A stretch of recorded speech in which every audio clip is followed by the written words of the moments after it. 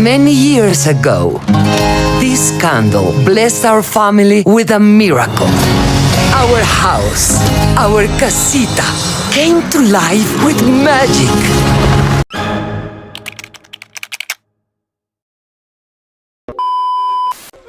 Dolores, favorite kong pinsan. Pwede ba tayo mag-usap in secret? Promise, walang tayo ibabackstab. Mapapagkatiwalaan mo ako, diba?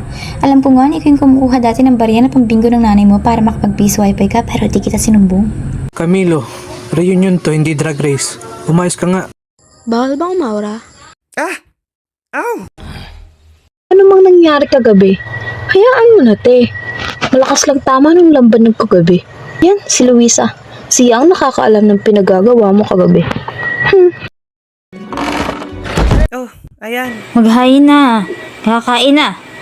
Inasa ng bahaw. Yan ang naing kainin. Luisa, In fairness, walang nagsumbong na kapitbahay kahit hanggang alas 11 medyo okay kagabi.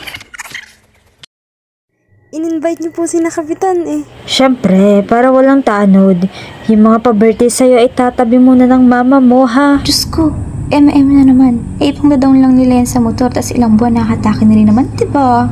Mirabel, huwag sumabat sa usapan ng matatanda.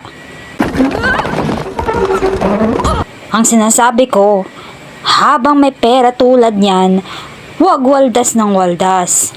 Puro kayo Shopee, TikTok Shop, Lazada.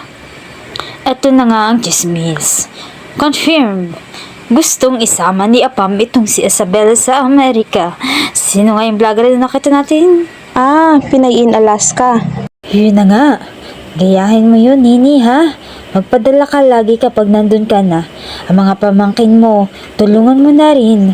Ang utang sa Macdeco, huwag kalimutan. Ang mga chismosa ay nakabantay. Kaya't success para sa Pamilya Madrigal. Para sa Pamilya Madrigal. Hoy, Luisa.